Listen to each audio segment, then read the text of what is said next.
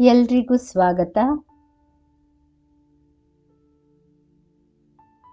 ಪ್ರತಿಯೊಬ್ಬ ಸ್ತ್ರೀಯೂ ಒಂದೇ ರೀತಿಯ ಗುಣಲಕ್ಷಣಗಳನ್ನು ಹೊಂದಿರುತ್ತಾಳೆ ಎಂದು ಹೇಳಲು ಸಾಧ್ಯವಿಲ್ಲ. ಹೌದು, ಅವರವರ ಮನಸ್ಸಿನ ಆಧಾರದ ಮೇಲೆ ಅವರ ಗುಣ, ಸ್ವಭಾವ, ಅವರ ವ್ಯಕ್ತಿತ್ವ ಪ್ರತಿಯೊಂದು ಕೂಡ ನಿಂತಿರುತ್ತದೆ.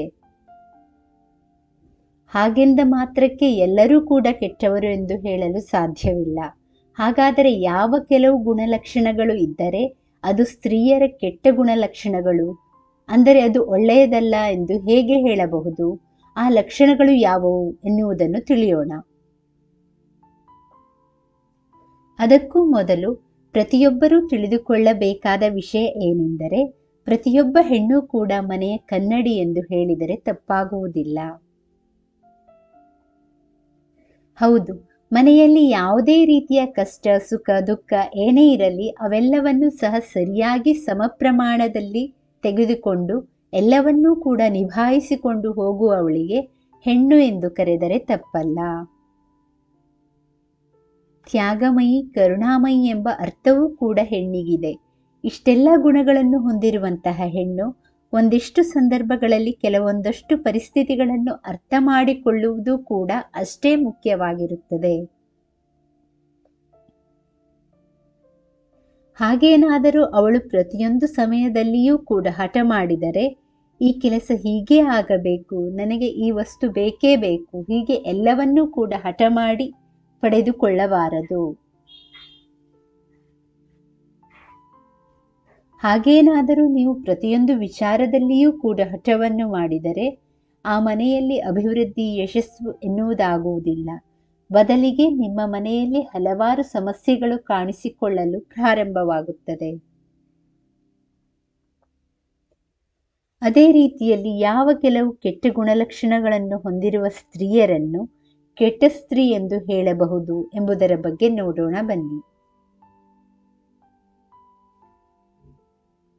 ಗಂಡನ ಮಾತಿಗೆ ಎದುರುತ್ತರ ಕೊಡುವ ಸ್ತ್ರೀ, ಅತಿಯಾಗಿ ಆವೇಶ ಪಡುವ ಸ್ತ್ರೀಯರು, ಅವರಿಗೆ ಸಂತೋಷ ಇರುವುದಿಲ್ಲ. ಅವರ ಜೊತೆಯಲ್ಲಿ ಸುತ್ತಮುತ್ತ ಇರುವವರಿಗೂ ಕೂಡ ಸಂತೋಷವಾಗಿ ಇರುವುದಕ್ಕೆ ಬಿಡುವುದಿಲ್ಲ.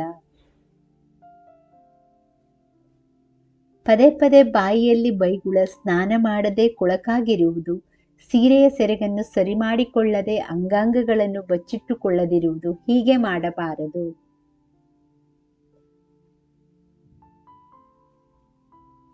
ಮದುವೆಯಾದ ನಂತರ ಗಂಡನ ಬಿಟ್ಟು ಪರಪುರುಷರನ್ನು ತಲೆ ಎತ್ತಿ ನೋಡುವ ಸ್ತ್ರೀಯರು, ಪರಪುರುಷರ ಜೊತೆ ಸಂಬಂಧವಿರುವ ಸ್ತ್ರೀ ಕೆಟ್ಟ ಸ್ತ್ರೀ ಎಂದು ಹೇಳಿದರೆ ತಪ್ಪಲ್ಲ.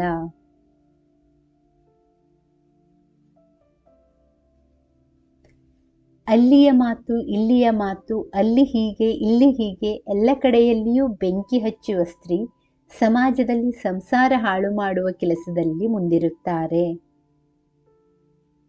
ಬೇರೆಯವರ ಖುಷಿ, ನೆಮ್ಮದಿ ಕಂಡು ಅಸೂಯೆ ಪಡುವ ಸ್ತ್ರೀ, ಯಾವಾಗಲೂ ಹೋಲಿಕೆ ಮಾಡುವ ಸ್ತ್ರೀ ಯಾವತ್ತಿಗೂ ಖುಷಿಯಾಗಿರಲು ಸಾಧ್ಯವಿಲ್ಲ.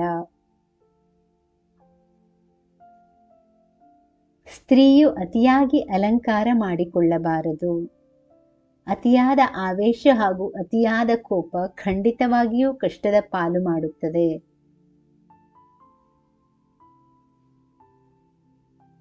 ಸ್ತ್ರೀಗೆ ತಿನ್ನುವ ಯೋಗ ಇದ್ದರೆ ಮಾತ್ರ ಪುರುಷನು ಸಂಪಾದಿಸುತ್ತಾನೆ.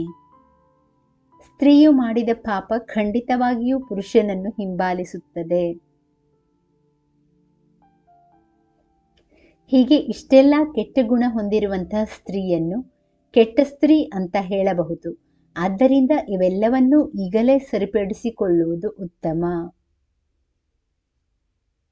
ದಯವಿಟ್ಟು ಗಮನಿಸಿ, ಈ ವಿಡಿಯೋ ಕೆಲವು ಕೆಟ್ಟ ಗುಣಲಕ್ಷಣಗಳನ್ನು ಹೊಂದಿರುವ ಸ್ತ್ರೀಯರಿಗೆ ಮಾತ್ರ ಅನ್ವಯಿಸುತ್ತದೆ, ಎಲ್ಲರಿಗೂ ಅಲ್ಲ. ಈ ವಿಡಿಯೋ ಅವರಿಗೆ ಒಂದು ಒಳ್ಳೆಯ ಮಾರ್ಗದಲ್ಲಿ ನಡೆಯುವ, ಒಂದು ಒಳ್ಳೆಯ ಮಾರ್ಗ ತೋರಿಸುವ ಉದ್ದೇಶವಾಗಿದೆ. ಸ್ನೇಹಿತರೆ, ಈ ಮಾಹಿತಿ ಇಷ್ಟವಾದಲ್ಲಿ ದಯವಿಟ್ಟು ವಿಡಿಯೋವನ್ನು ಲೈಕ್ ಮಾಡಿ, ಚಾನಲನ್ನು ಸಬ್ಸ್ಕ್ರೈಬ್ ಮಾಡಿ. ಕೇಳಿದ್ದಕ್ಕಾಗಿ ಧನ್ಯವಾದಗಳು. Thank you for watching. Please like, share and subscribe.